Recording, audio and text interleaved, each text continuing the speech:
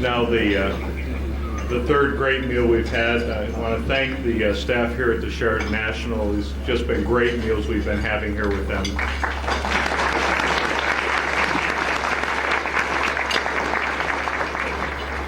Several years ago, I chaired a couple of other conferences for another association with this hotel, and so when they came up as the winner of the sweepstakes to have this conference, I was actually pleasantly surprised to see them come at the top of this list. But knew that we would have good meals here.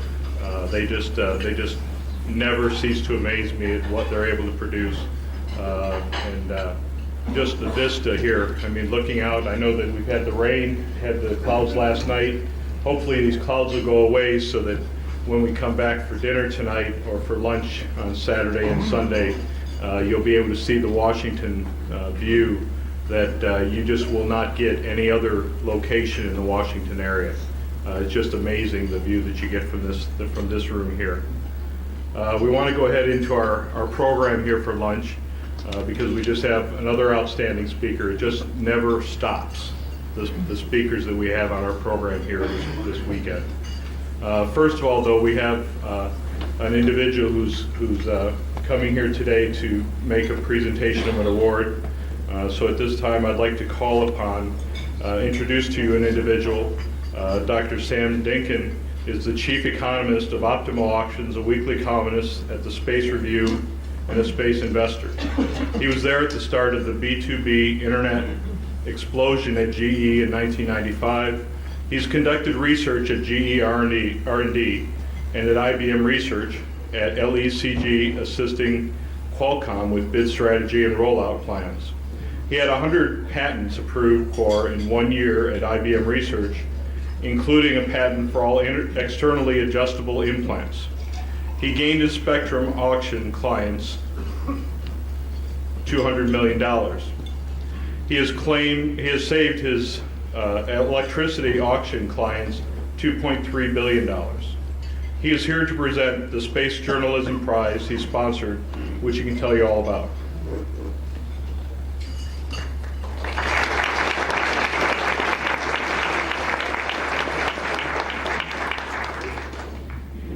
The Space Journalism Prize is a $1,000 prize to the author with the best article promoting human spacefaring that appeared in print or on the web during 2004.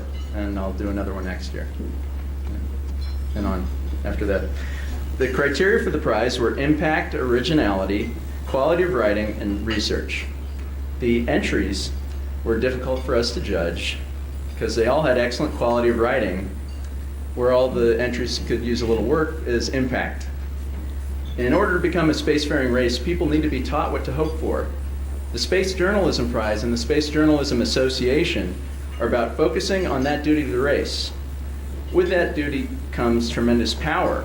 The space journalists are the main influencers on public opinion about space. The people are the bosses of Congress and the president. So journalists influence whether the space budget is $16 billion or $32 billion. Space journalists influence whether companies succeed in their fundraising. Space journalists will help determine how the public perceives the first fatal crash of a private space vehicle. Will the dead be canonized as martyred heroes or duped victims? Space journalists have the power to set the human species on the road to becoming eternal. Next year, the Space Journalism Prize will be happy to accept sponsorship. We will also be recruiting celebrity judges, including this year's winner. The winner this year wrote an amazing series for the St. Louis Post-Dispatch that included 50 interviews, dramatic writing, and dense coverage of the epic story of the X Prize. The prize was a wonderful way to spark the human imagination. The story captured the courage, hope, and tenacity of the sponsors and the winners. Eli Kintish.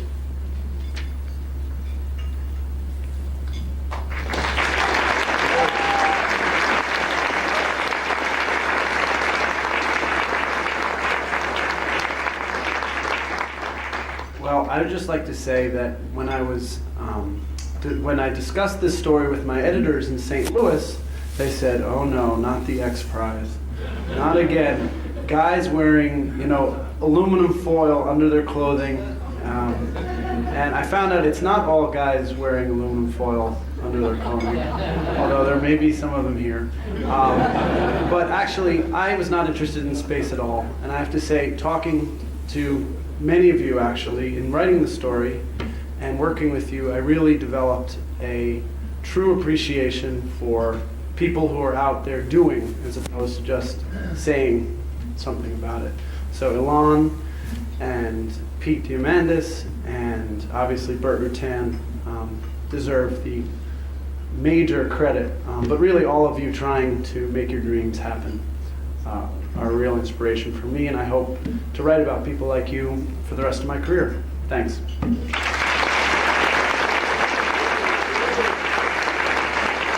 So I just wanted to say thank you to Clark Lindsay and Jeff Baus for being the two judges on the prize, in addition to me, and thanks to George Whitesides for letting me present. Thanks. Thank you all.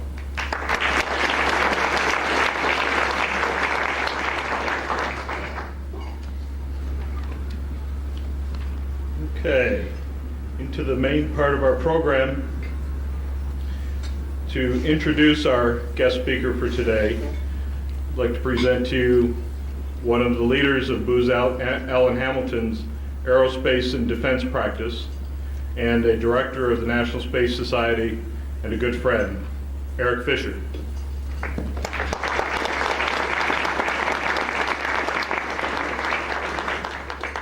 Thanks, Bob. Good afternoon. I'd like to add my personal welcome to everybody here in this room and not in this room who's attending the ISDC this year.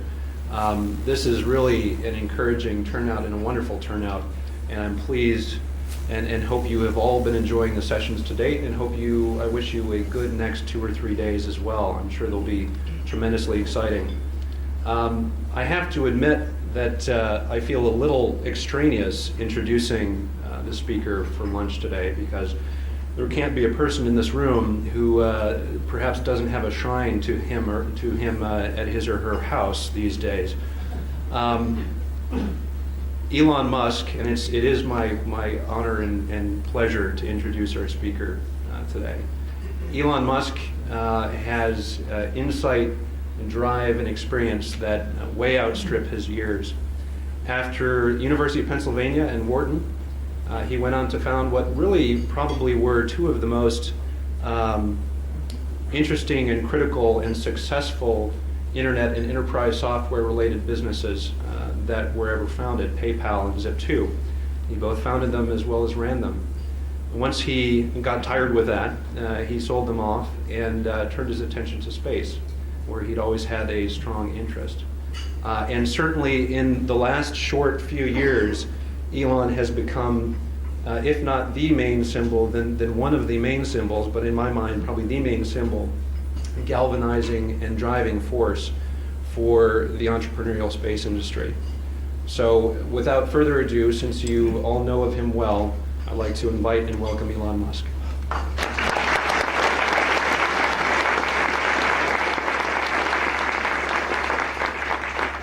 Wow, that was really kind. All right, so what I thought I'd do is kind of whip through a presentation on SpaceX. Some of you are probably aware of the details of what we're doing, and some are probably less familiar. So I'll go through it fairly quickly and then try to leave as much time as possible for any questions. And you're welcome to ask me, anything about the rocket or the business. I think I can probably answer just about everything. Maybe a few confidential items. First slide. So, basically, SpaceX. I started SpaceX because it seemed to me that we weren't making the kind of progress we really needed to make in the cost of access to space. And if we don't make cost, I'm somewhat preaching to the converted here. Normally the room is not quite as converted as this room is. So I'm telling you things you already know, but so long as it costs us hundreds of millions of dollars to put a few people in space, not even faraway space, just 300 or 400 miles above the surface of the Earth, we're never going to get anywhere. We're not going to become a spacefaring civilization. And I think probably, I mean, what I really think is the overriding goal, and what I suspect most people in the room think is certainly is an extremely important goal, is becoming a spacefaring civilization, ultimately becoming a multiplanetary species. And if we're not on that path, then we really need to get on that path. Given that the fundamental obstacle to that is really the cost of getting there, they weren't making progress in that direction. That's really why I started SpaceX. Before actually formally starting the company, I put together a group of engineers that have been involved with most of the major rocket developments in the US and had some familiarity with the way the Russians did it. And in fact, the current NASA administrator, Mike Griffin, was on that feasibility study group, so I'm very glad to see he's the new administrator. We sort of sat around over a series of Saturdays in early 2002 and tried to figure out, is there anything fundamental? Because I didn't really know anything about rockets at that time. Is there some sort of really difficult physical thing that makes it fundamentally as expensive as it is and you can't make improvements? And it quickly became obvious that there really isn't anything fundamental that prevents chemical rockets from being much cheaper than they are right now. To give you an example, the propellant cost of the Falcon 1, what it costs to fill the gas tank essentially, is about $30,000. And that's on a $6.5 million launch initially. We want to keep driving that launch cost down. But in airlines, that is a dominating factor, often the predominant factor in cost. Whereas for rockets, it's an accounting error. And we need to get to the point where that actually where it's not an accounting error, and actually, unless you have really bad accounting. It's actually where propellant cost actually matters. So the way I usually describe it to people is that the goal is to be kind of like the Southwest Airlines of the space business. And when Southwest Airlines came in, airfares were really expensive, and Southwest came in offered airfares that were often 15-20% of what say United or Delta was charging. And people at the time said, well, this is really impossible. They must be compromising reliability, or there must be something missing with this picture, or they won't be able to sustain those prices. They've got a business. And the fact of the matter is Southwest Airlines today is the most profitable airline in the industry, has a market cap greater than the sum of all of its competitors, and it still offers those prices. And reliability is good, on-time performance is good. So they went in, they really rethought the whole space business, the whole airline business, and so that's sort of a good kind of model to think of what we're trying to do, is rethink the business of space transportation. Now I think we've got actually a greater ability to improve in our case, because we're actually driving the fundamentals of the technology, whereas Southwest Airlines could only improve on the service and had to work with an existing technology base of this, the 737. But anyway, that's the basic idea. And I believe in setting objective benchmarks. So, because if you can't measure it, it's very difficult to figure out if you're improving. And so the benchmark objective is a factor of 10, and to put an actual number on that, it's less than $500 a pound to orbit is the goal. I think we can actually get there before the end of this decade. It's structured like a Silicon Valley technology company, because that's how I know how to structure companies. Worked well the first 2 times, so hopefully third time as well. A few common things. There's a very flat hierarchy. It's we're just all in fairly densely packed cubes. We have a fairly small engineering team, but they're really, really the top engineers in their field. And we have what I call a high signal to noise ratio, where signal is engineering and management is noise. And I think there's a lot of big aerospace companies have a very bad signal to noise ratio. So, and then the big driver in terms of both reliability and cost improvements is simplicity. So that's really our mantra at SpaceX. If we can figure out a simpler, easier way to do something, we'll do it. We don't care about whether it's new technology, old technology, doesn't matter. We just want to get the job done. Our headquarters are in El Segundo, which is about a mile south of LAX, and we have about 75,000 square feet of engineering and manufacturing space. We actually manufacture the rocket right there in LA, which sounds kind of weird to build a rocket in LA, but we do. And then we do our propulsion and structural testing in Texas. We have a 300-acre propulsion test facility out there, and I'll show you some pictures of that later in the presentation. Some of the slides, by the way, I'm going to go through pretty quickly. Next slide, please. So we made pretty good progress. Our third birthday will be next month in June, and so in approximately 3 years, we've designed the entire rocket from scratch, gone through designed, built, and tested the entire rocket. Both stages, the fairing, 2 new engines, including a pump bed engine, and our engine is actually going to be only the second American orbital booster engine developed in the past 25 years. The other one being Boeing's Delta IV engine, and before that, the Space Shuttle main engine.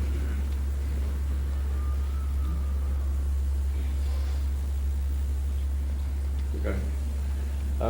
And we've managed to get a few launch contracts, 2 with the DoD, and one with the Malaysian Space Agency, and one with a U.S. commercial entity, which is Bigelow Aerospace. And the last one being the Falcon 5 launch with Bigelow Aerospace being a subscale launch of his space station. So that should be doubly cool. And then we also, you may have seen the announcement that we were awarded a $100 million Air Force IDIQ contract, which hopefully will be used to the fullest extent. And I would expect sort of 1 to 2 launches a year starting next year on that contract. I don't know if you saw the last, if you head back one slide, sort of the contrast is, that just looks black to me, but essentially that prior slide was our facility when we moved in. This is it 1 year later. We're assembling a prototype on the floor. And next slide. And then 1 year after that, the qual vehicle was on the launch pad. And the flight vehicle is actually currently on the launch pad, and we expect to do a hot fire on the pad tomorrow. So, because Delta 4 finally launched, or Delta 2 finally launched this morning at 5 a.m. or whenever it was, and so we're cleared to do the pad hot fire, and then the actual launch should take place as soon as the Titan 4 departs Vandenberg, which is in approximately the August timeframe, or July-August timeframe. Let's see if this works.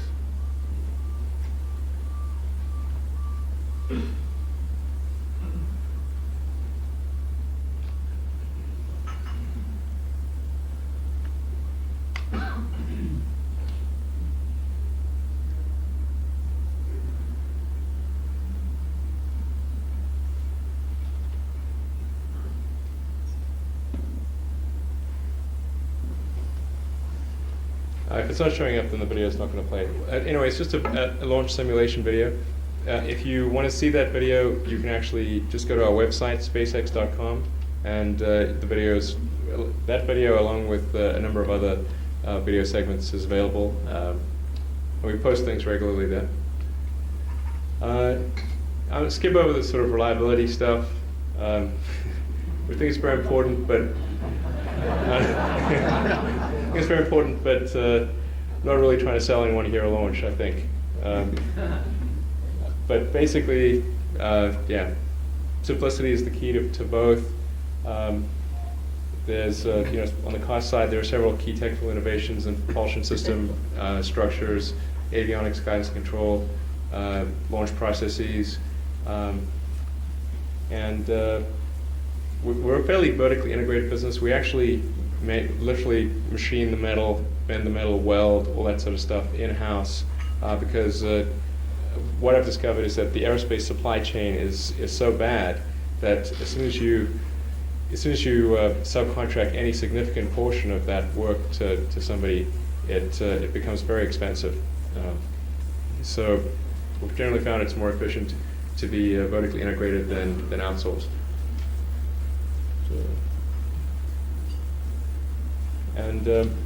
So Falcon 1 capability is just over 1,000, like 1,500 pounds to low Earth orbit. The Falcon 5 capability is about 6 tons. Actually, we'll get to that later.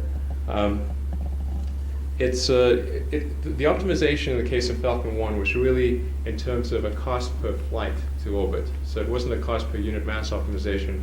It was what is the smallest useful vehicle that we can build and deliver satellites on, and we concluded that was you had to be at least sort of 1,000 pounds to LEO, and we ended up exceeding that, going to about 1,500 pounds. Total cost per launch is about $6.5 million all in. Both stages LOX kerosene. One noteworthy element, actually next slide, is that the first stage is intended to be reusable. It comes back by a parachute to a water landing. The pricing does not include any assumptions for reusability. I'm actually fairly confident that reusability will work, provided the parachute opens. I mean, I think if the parachute opens, and I don't think the seawater is going to hurt the rocket. If you see what it goes through on the test stand and on the launch pad, where it gets deluged with water, high pressure water, and in our test stand in Texas, I mean, we've had sleet, snow, rain that's hitting you sideways at 35 miles an hour, extremely high winds. So I think if it's provided we get it back, I think it'll actually be require very little refurbishment in order to launch again. The first stage engine, which we call Merlin, is those are the approximate specifications of it. A lot of this is on the website, but basically it's a roughly 75,000 pound thrust sea level engine, and of modest performance. I mean, one of the things that we haven't tried to do is try to achieve the highest possible performance. Our goal has been to create something which is a reliable truck, essentially, rather than a Ferrari. So we haven't produced, for instance, a stage combustion, super high ISP engine. This is you need to be pretty good, but to get to orbit at all. But you don't really have to push the envelope any further than we've pushed it here. Next slide. Our upper stage engine also LOX kerosene, and similar in architecture to the first stage engine, except that it doesn't have a turbo pump, and it's a low pressure engine. So Falcon 5, which is the Falcon 1 development has really been winding down now for the past several months, and essentially is almost complete at this point. So the development focus for about the past year has been more on the Falcon 5, which is our medium lift vehicle. The Falcon 5 is approximately in the class of a Delta II Heavy. It's also intended to, at least from our standpoint, be safe enough to carry people. It has engine out capability, so you can lose any one of the main engines and still make it to orbit. I think that's actually a very important principle, given that airline transportation, almost all airliners have multiple engines. So if you lose an engine, you don't go down. Jet turbines are far more reliable than rocket engines. So if that principle makes sense for jet turbines, it really makes sense for rocket engines. And we expect to be able to accommodate up to a 5-meter fairing as well. So it'll have, really put some pretty big stuff up there. And these are some pictures of our test site. That's our propulsion test site at night. Next one. That's our main structural test stand for Falcon 1. So we actually have a large steel brace which surrounds the vehicle, and the vehicle is hydraulically bent and crushed at various points to simulate flight loads. That's our horizontal test stand. That's a picture of the Merlin engine at full thrust. That's our small vertical test stand where we test the upper stage engine. And that black pipe there is a diffuser, which helps simulate vacuum conditions. So, it's vertical test stand 2, which is another picture of Merlin in the vertical configuration. And that's our really big test stand. And that's capable of testing basically thrust levels up to about 3 million pounds. So that test stand runs about 100 feet into the air, 70 feet underground, and we hope to use that to its fullest capacity and maybe beyond. So that'll be exciting. And the R in that stands for rocket.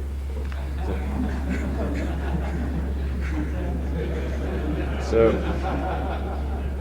is there, so any questions I can answer? What's the planned throw weight for the Falcon 5 to Mars? Oh, you know, that's a good question. I think what is the throw weight of Falcon 5 to Mars?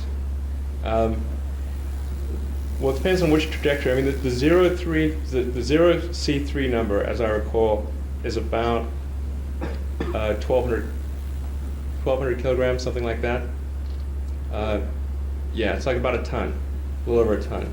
I mean, basically, it's about as capable as the Delta II Heavy is that sent the Mars exploration rovers there. So anything that Delta II could throw to Mars, Falcon 5 could throw to Mars. Couldn't really send people if they were alive. Need something much bigger than that. But you could certainly do robotic missions. Can you share with us some thoughts regarding the next step Falcon 5? Sure.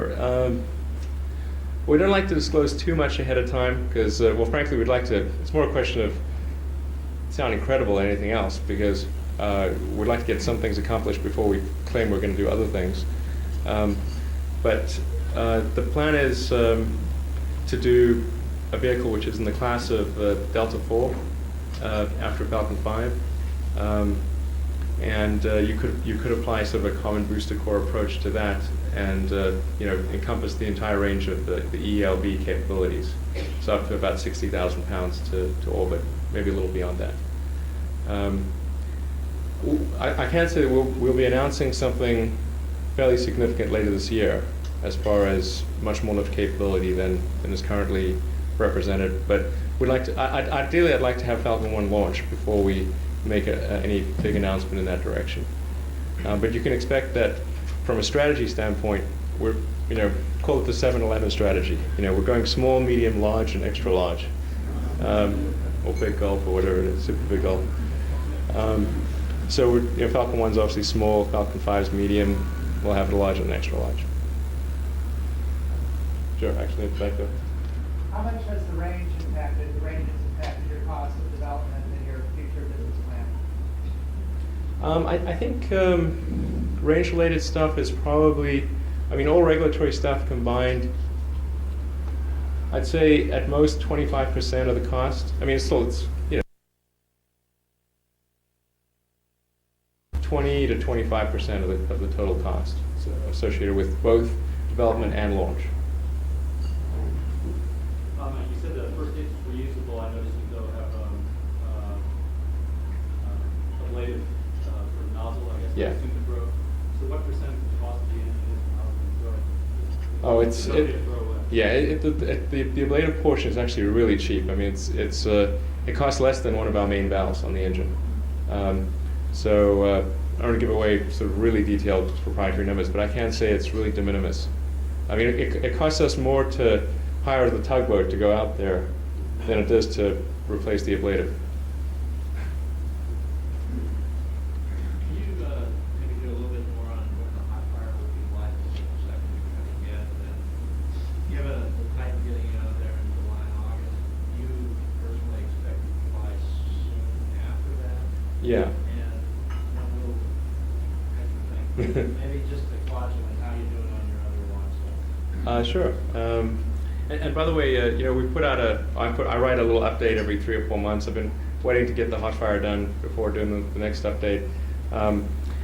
The hot fire that we're planning to do, which hopefully will take place tomorrow, It was originally supposed to take place on May 3rd, and then we had an igniter sensor failure, which we lost that day, and then we have to go behind the Delta II, and so it goes on. Anyway, but it's supposed to happen tomorrow around 1 o'clock Pacific time. And it's going to be a complete launch simulation, including about 5 seconds of flame on the ground. 5 seconds feels like a long time if you're there, by the way. Then, as far as the actual launch date, we think we'll be ready to go as soon as the Titan IV departs, which is currently scheduled to be around mid-July. So there's a contingency there both on the Titan IV rocket as well as the payload, which is a classified payload. And so we only have limited visibility into that because they won't give you specifics when there's classified stuff involved. But we expect, assuming that they launch in mid-July, we expect the range would give us a launch, because the range has to assign a launch day to us. We assume the range would assign a launch day that is within 2 or 3 weeks of the Titan IV departure. So therefore, if Titan IV left, I'd say basically August would be a good bet. And then as far as Kwajalein, that's actually going very well. We have our own little island there called Amalek. And it's the concrete is all, I think the last bit of concrete is getting poured next week. So all the concrete for the pads and the propeller storage and the vehicle hangar and all that sort of stuff is almost all done. We expect to have that launch site active and ready to do something with in the late August timeframe. So if Titan IV gets significantly delayed, then we'll go out of Kwajalein. And we expect to actually have 2 rockets, one at Vandenberg, one at Kwajalein, possibly on the pad at the same time. So. I absolutely love your comment about why you are doing so much work internally. It just speaks volumes about how the aerospace industry is not structured to support new entrepreneurial space companies.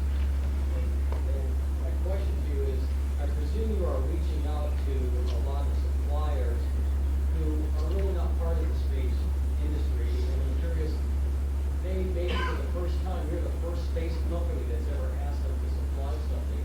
Are you encountering that a lot? What kind of reaction do you get from the owners of these businesses? Wow, this is great.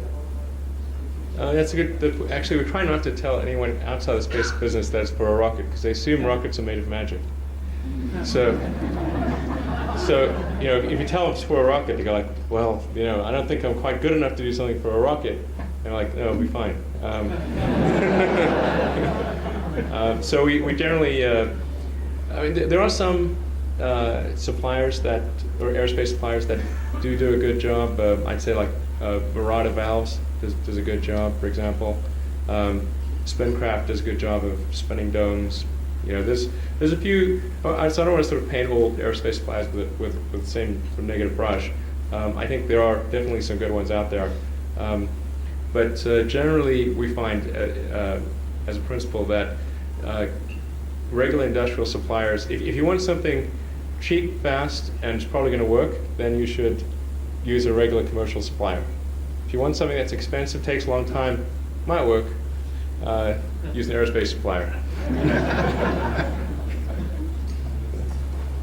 Just to follow on his question, are there any test facilities at NASA, like wind tunnels or rocket test stands, that you anticipate needing for your future work?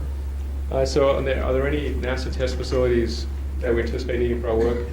It's possible, when we get to the really big propulsion stuff, that we'd want to use some of the NASA test facilities. As a general rule, we don't want to be the ones begging to use facilities. So if we're going to use a NASA facility, then that NASA facility has to behave like we're the customer. If they don't behave like we're the customer, we're not going to work there. If we have to sort of justify why we want to work there, we're definitely not going to work there. I think just for pace of execution reasons, because there's also a lot of paperwork involved with using NASA facilities. We've chosen to use our own facilities. But I think, like I said, for big stuff or where, where that's, it's like one of a kind sort of test facilities, that's probably where it makes sense to work with NASA as far as using test facilities. Yeah. I heard you said $6.5 million for the Falcon 1. Did I miss it? Did you mention a number for the Falcon 5, or are you prepared to say something about that? Sure. It's actually on the website. It's basically it's about 15.8 million plus about $1 million in range-related fees, so you can say 17 all in. And that's for a Delta II heavy class vehicle. That's about 12,000 pounds to lower source? A little more than that, yeah, about 13,000 pounds. So it's a little more capability than a Delta II heavy. Is there a possibility of hammering some of these vehicles, some technological process? No, we've designed Falcon 5 to be. It's actually consistent with the NASA manned standards for as far as safety margins and all that are concerned. Actually exceeds them in most cases. And I think the fact that there's engine out redundancy is is good as well. The G loading is certainly fine. It's maxes out at 5 Gs approximately. So I don't think there's any issue with putting people on it.